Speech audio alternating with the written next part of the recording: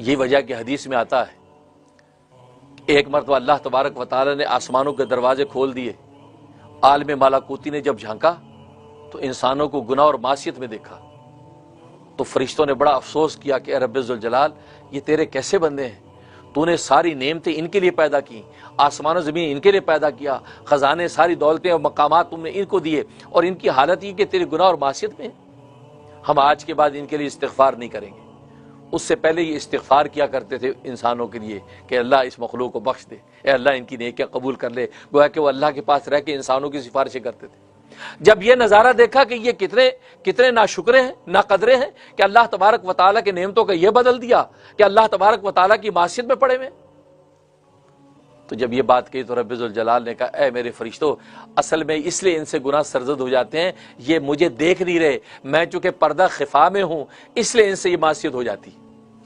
اور تم چونکہ میرے سامنے ہو تم مجھے دیکھتے ہو، میں تمہارے سامنے پردہ خفا میں نہیں ہوں، اس لیے تم پر میرا ایک روب، میری کبریائی، میرا دبدبہ ہے، لہٰذا تم میری عبادت تسبیحات میں لگے رہتے ہو۔ وہ چونکہ پردہ خفا میں ہے اس لیے ان سے خطائیں ہو جاتی ہیں، کوئی بات نہیں، تم ان کے لیے استغفار جاری رکھو۔ یہ بات تو لیکن حدیث میں آتا ہے کہ ملائکہ کو تسلی نہیں ہوئی، چپ تو ہو گئے، تسلی نہیں ہوئی کہ یہ کیا بات ہوئی کہ جب ساری نعمتیں اس کے لیے بنائیں، جیسے بابا آدم کو یہ سارے کمالات دیے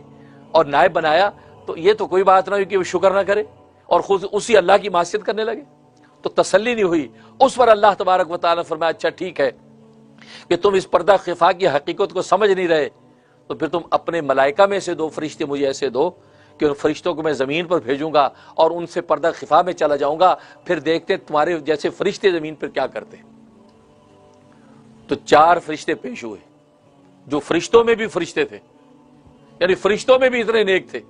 وہ پیش ہوئے۔ اللہ تبارک و تعالی نے ان کے لیے کہا کہ تمہاری پہلی شرط یہ کہ زمین پر جا کر تم نے بت کو سجدہ نہیں کرنا،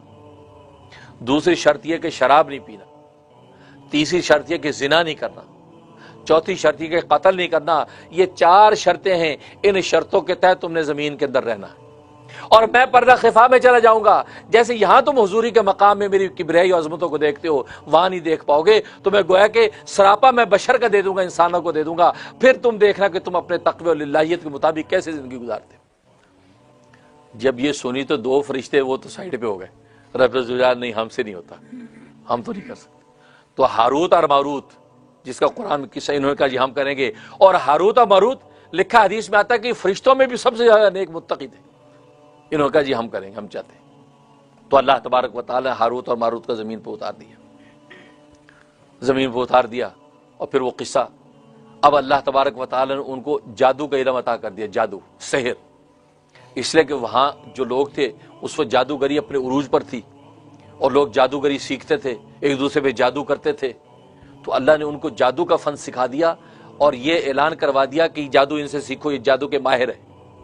مقصد کیا تھا کہ لوگ اس جادو کو سیکھنے کے لیے ان کے قریب آئیں گے تو یہ ان کو پھر جادو کی مذمت اور برائی بیان کریں گے کہ بھئی یہ سیکھنے کی چیز نہیں ہے، یہ نہ سیکھو۔ اس لیے کہ جو شخص اپنے فن میں ماہر نہ ہو، وہ اگر اس فن سے روکے تو لوگ کہیں گے آپ کو کیا پتا ڈاکٹری کیا ہوتی ہے۔ اب میرے جیسا آدمی کا یار ڈاکٹر نہیں بنو، کہ جی مولوی صاحب آپ کو کیا پتا ڈاکٹری کیا ہوتی ہے۔ ہاں ڈاکٹر خود کہے کہ یار ڈاکٹر بننے میں کوئی فائدہ نہیں یار، رہنے دو۔ آج کل تو ڈاکٹر ویسے بیچارے ویسے ہی فقیر ہو گئے، امریکہ کے بڑے لاز چینج ہو گئے، آج کل ڈاکٹری میں کوئی بینیفٹ نہیں یار، رہنے دو۔ اس ڈاکٹر کی بات کا وزن ہوگا یا نہیں؟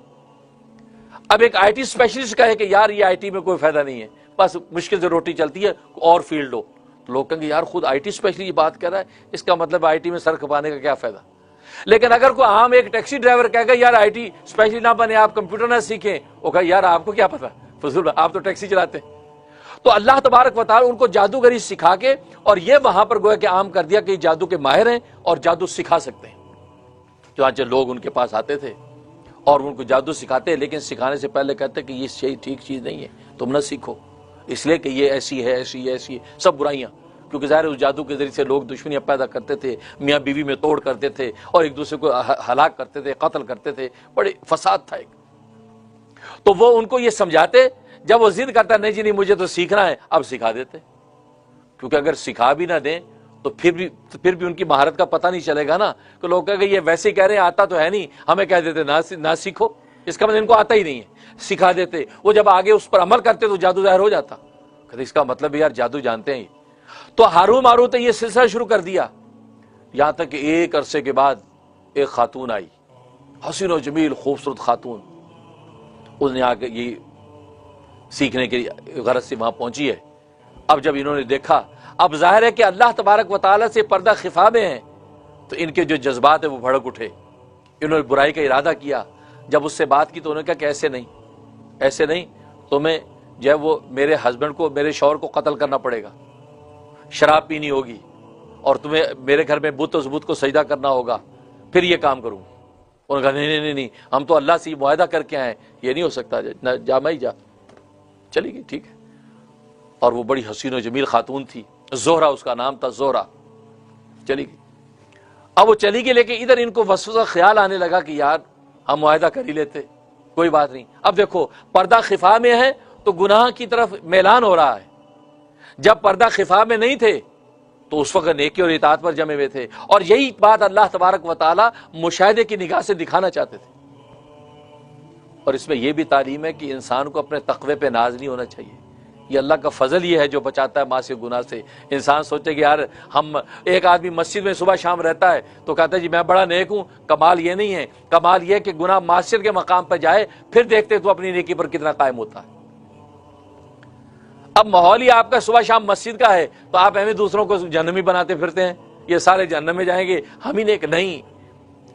امام رومی رحمۃ اللہ نے لکھا ہے کہ بلی کا امتحان اس وقت ہو جب اس کے سامنے چوہا گزرتا ہے،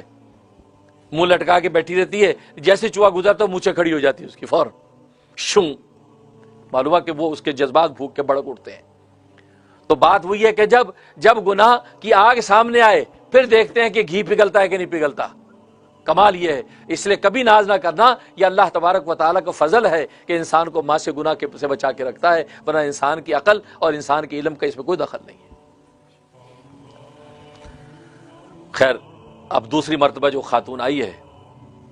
تو انہوں نے کہا ٹھیک ہے، ہم جو تو کہہ رہی تھی ہم وہ پورا کرتے ہیں، لہٰذا ساتھ چلے گئے، جا کر اس کے شوہر کو قتل کیا۔ پہلے شراب اس نے پلائی، کیونکہ انہوں نے سوچا کہ شراب تو چھوٹی چیز ہے، کوئی بات نہیں، شراب پی لیتے۔ شراب پی، جب شراب پی عقل خراب ہو گئی، عقل خراب ہوئی تو اس کے شوہر کو قتل کیا، اور قتل کر کے جناب بت کو سجدہ بھی کیا، اور اس عورت کے ساتھ مبتلا بھی ہوئے۔